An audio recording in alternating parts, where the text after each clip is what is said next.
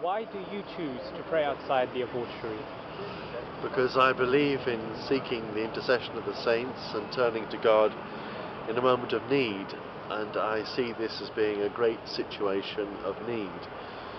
The Lord tells us to pray, and even though we know that God knows about this situation, we hope that by our prayer somehow His grace may be active both upon the people who are involved in providing this terrible thing, also upon the women who are tempted, and on those who create this whole culture of death in which we live, and we are all to some extent involved in this. And so by praying, and by praying for this situation, we are to some extent at least setting ourselves apart from this culture in which we find ourselves. How do you encourage your flock to join the prayer outside the abortuary? Well, I can now encourage them by saying I have been here. Previously, I would have encouraged them by letting them know what was happening and by recommending the activities of this group who gather together to pray. It's, I think, very important, obviously, to bring it to the notice of people who might not otherwise be aware, and they can then participate in something which, if they know they're going to join a group, they might feel much more attracted to being part of a group than the isolation of the individual who doesn't know what to do and doesn't know how they can affect the situation. How do you show your love for the people working at the abortuary, and what do you pray for them? Practically, I think the only way in which we can show our love is by our prayer.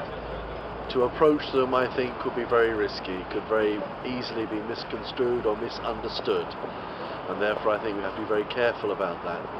But in my heart, I pray for the misunderstanding they have about human life. They clearly must not be able to perceive something of the beauty of God's creation which we have been allowed to see. And so therefore I pray that their eyes will be opened, their hearts will be opened. And I think that this prayer, Newman's famous phrase, heart speaks to heart, if I can't speak to their ears, then I hope in my prayer to speak to their hearts. And how do we avoid judging people? By remembering the example the Lord gives us when He tells us, "He who is without sin cast the first stone." It is very tempting sometimes to judge, very easy perhaps.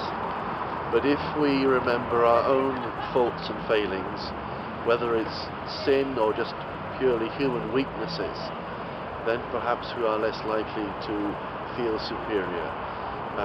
Humility is always, I think, the best place to be, best attitude to have in these circumstances. We don't know how prayer works. It's not like a machine.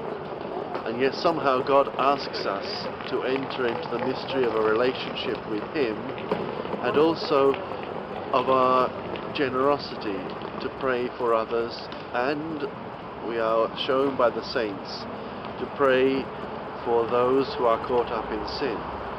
We may disapprove, we may dislike, in fact we may feel revulsion at a particular thing like abortion, but that in turn should then move us to think about what God wants of us, and clearly He would want us to do what we can, which in these circumstances for most of us is probably to pray, and to pray and witness at the same time is a wonderful thing indeed.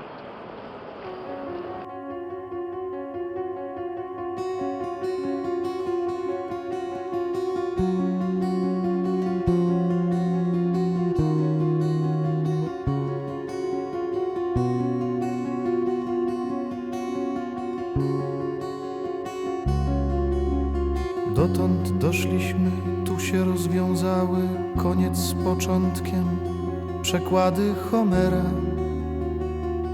Na brzegu siedząc, przeglądamy teraz.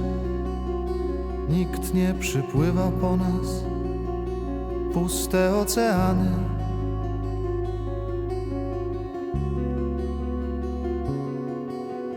spokój gwałtowny, może to już sierpień, może strach rozegrany przez nas umiejętnie. Jest mi tak, jakby już było za późno.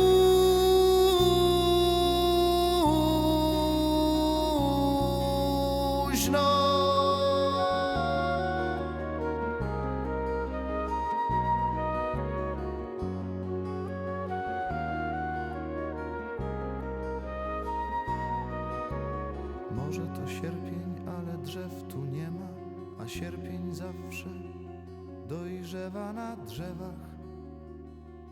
Nikt nie przypływa, homerycki żart.